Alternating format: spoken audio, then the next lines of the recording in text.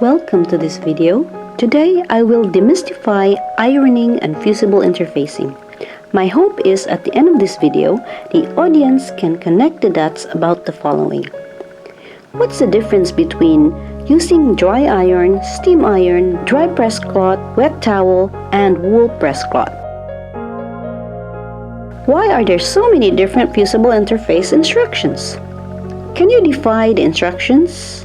Yes, I'll tell you why, how, and I will show you the results. Do you have to count, hold, or glide? What is the most unassuming secret that is present in many fusible interfacing instructions? You will hear it first in this video. How does the wattage power affect ironing fusible instructions? Why is interfacing so complex? I will answer that question now. It is a guessing game really, especially for beginners. It is complex because of the many varieties of interfacing, the many kinds of fabrics, the quality of iron being used, and expectations versus reality, plus the unwritten rule of interfacing. Soft look or hard look? If you're new to my channel, I sometimes do experiments not because I am an expert, but I am curious, and I can get really nerdy about certain topics. So bear with me as I am doing my best to shorten this video as much as I could. But first I need to show you something. This is a collection of individual Felon interfacing instruction sheets that I collected over the years. This is a footage of a non-talking video I made a few years ago, a sampling of 36 interfacings and interlinings. I have used more than that. And these are just some of my stash. I am familiar with many varieties of interfacing because I'm curious.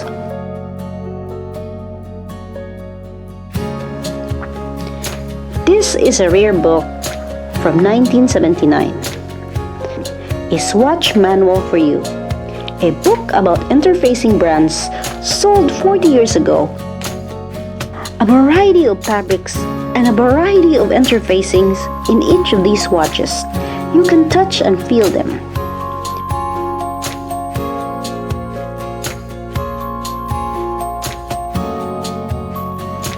So what's my point?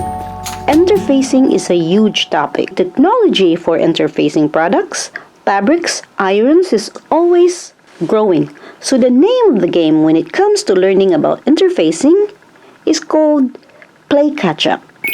Period. For example, a suit can sometimes take 3 different interfacings: neckline, shoulder, and pockets. A bag can take up to 4 different interfacings to make. One for the pockets, side panels, bottoms, and even handles. An embroidery machine applique quilt can use up to 4 different kinds of interfacing. Embroidery interfacing alone is a can of worms we don't want to open, at least in this video. When do you use dry iron, steam iron, and press cloth, or no press cloth? The quick answer is according to the manufacturer's instruction. Simple, right? Let's break it down.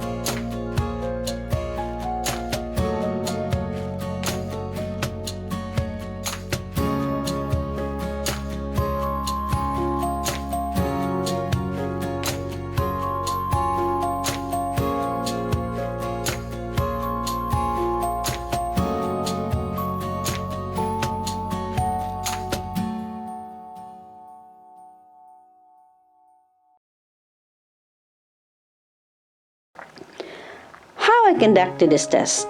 The interfacings I used the following fusible interfacings: Decorbond, Heat and Bond, Steam 2, Knit Unstable, Easy Knit, Woven Knit Fusible, Fusible Featherweight interfacing. I use a plain cotton, wool, and towel. I did some dry and moist press cloth also. For the steam, I used the steamer spray from my steamer, the bottle spray, and the burst spray.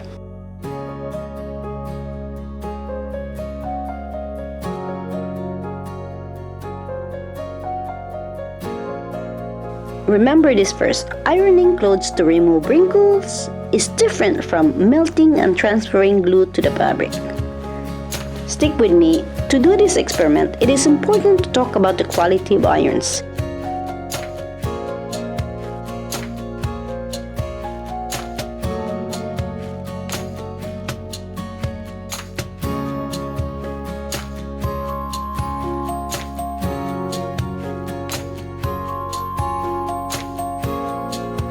I group test the different fusible interfacings with different kinds of ironing techniques.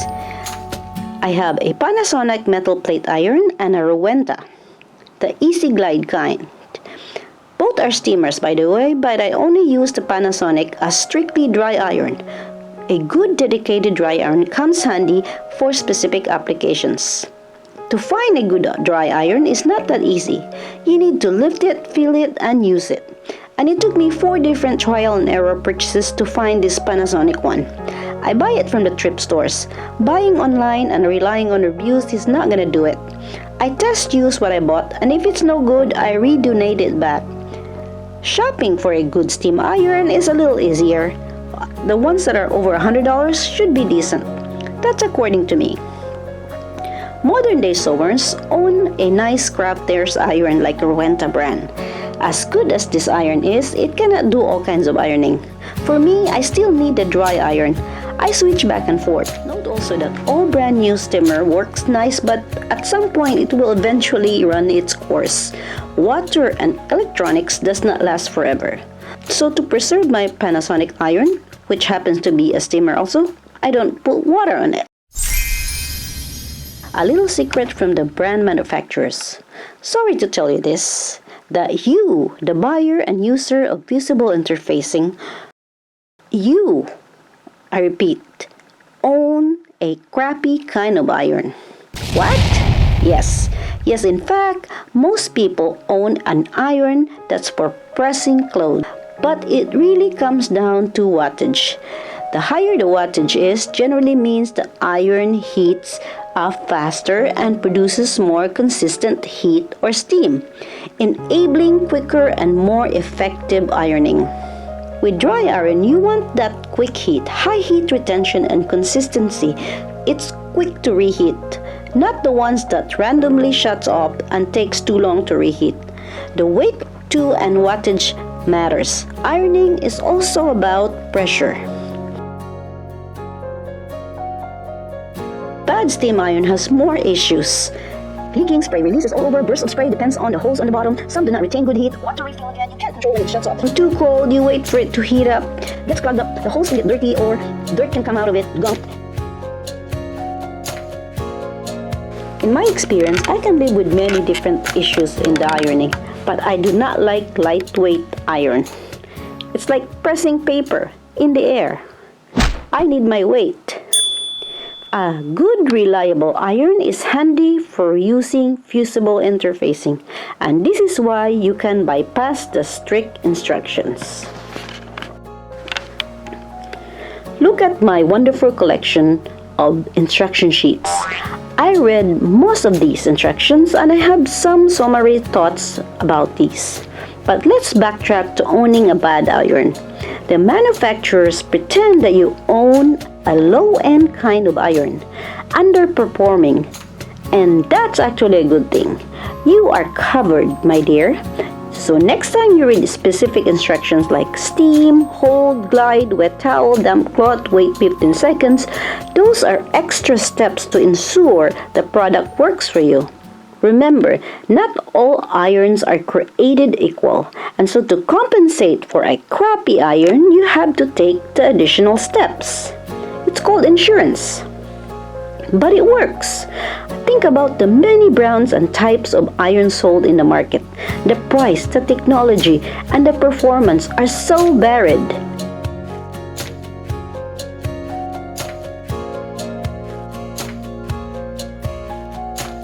Again, ironing clothes is to remove wrinkles.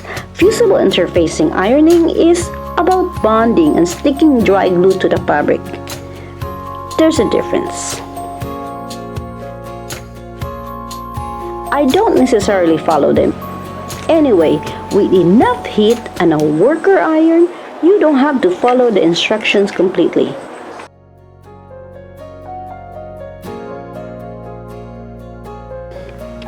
So I will show you my experiment.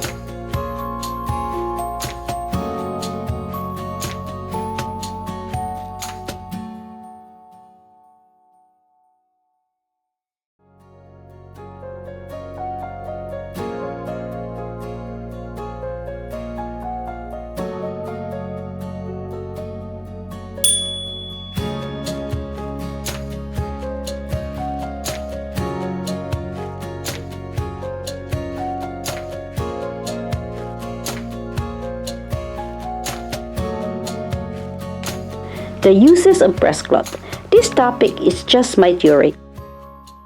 If you have better ideas, please comment as we all can learn from each other. Dry press cloth can be used for non-fusible interfacing, fusible, and ironing regular clothes. Protect from too much heat, color bleed, goop from the glue, goop from the steamer, and other harms. To use a wet press cloth, this is ideal for steaming. The heat will create steam, which will then activate the glue in the fusible interfacing. The heat will create steam from the wet press cloth, which will then activate the glue and bond it to the fabric.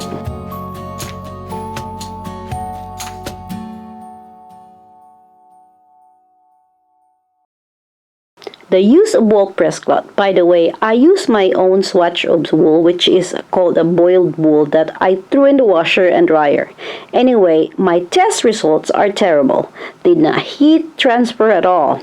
I do not own the correct type of wool press, but this 1979 book nailed it down for us.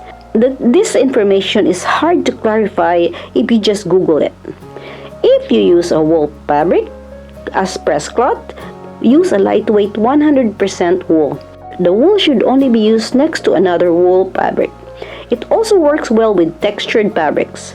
But for me, I don't really like it. The weight is a problem when using wool press cloth. It tends to shift, not ideal for larger projects. You can use wool as an ironing pad, but I don't think it's a good product as a press cloth. The use of wet towel. Wet towel holds more water compared to a damp press cloth. Heating it can generate more steam. More steam means heat will further bond the glue. Another use for wet towel is for very textured fabric.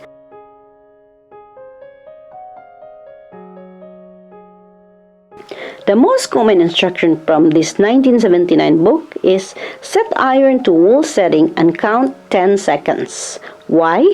The irons sold in the market long time ago were heavier and made of metal plate with even heat and probably does not have a shut-off.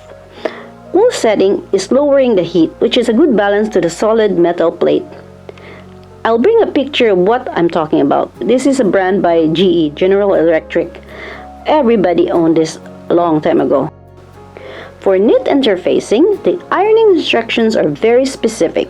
Damp press cloth, then hold for 10 to 15 seconds. Why is it that many knit fusibles recommend steaming only? The idea is to embed the fibers with glue. Embedding will likely not restrict its movement, and that's why knit interfacings recommend damp press cloth to melt the glue on the fabric fibers. I made a different video again using a product called Wonder Under Stretch Fusible. It's great for 4-way stretch. That product stretches with the fabric in all directions. My point is transferring glue and embed it on the actual fibers as opposed to spreading a layer of glue on the fabric. And that's the difference between being able to move with it or restricting its movements. Holding is ideal for dry or wet press cloth. It is to activate the glue or activate the moist from the towel to create steam to melt the glue. There are instructions on not to glide. This is a tricky one. How are you supposed to finish ironing if you don't glide? Everybody glides. Lots of gray area here. The thicker the layer of the glue on the interfacing, the more heat you need to make it stick. If you have a thick fabric, holding is ideal too. Concentrated heat. I have used many variety of interfacings, and some of them can be awful to handle, cut, and slinky, and it moves. So holding some of these interfacing is a good idea instead of gliding. Some of those moves too much and it will prevent the glue from setting in. And that's just one of the examples of holding instead of gliding.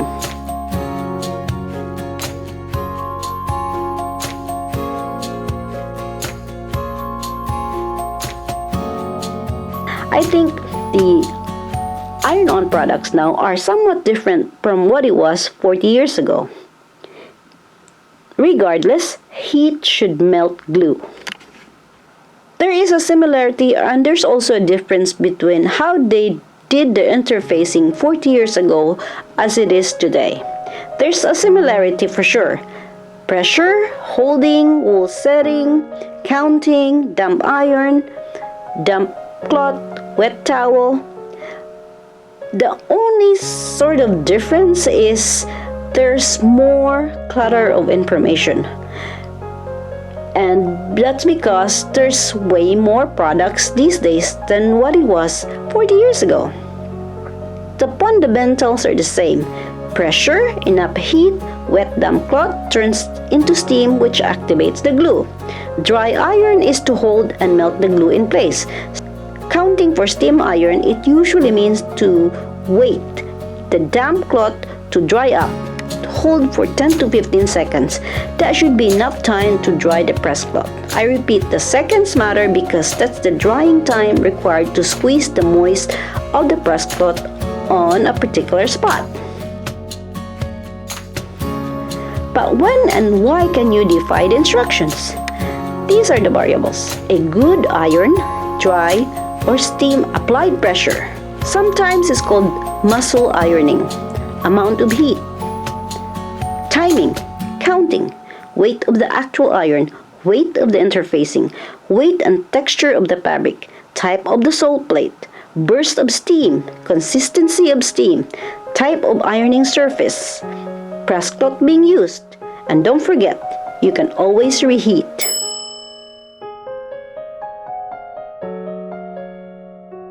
You can defy instructions if you compensate bad heat with pressure, burst of steam instead of holding, or use wet towel instead of direct heat. Whatever it takes. All the fabric settings in many irons are for ironing clothing. The basic task is how do you melt and transfer the glue. Here's the catch. How many of you have used a dry iron on a steam-a-seam product and not a steam iron? Brands of fusible interfacing assume you own a not-so-good iron. So the additional instructions are really for extra insurance. So in a way, don't worry if you have a bad iron.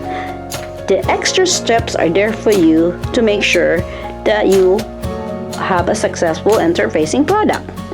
The manufacturers of interfacing have our back.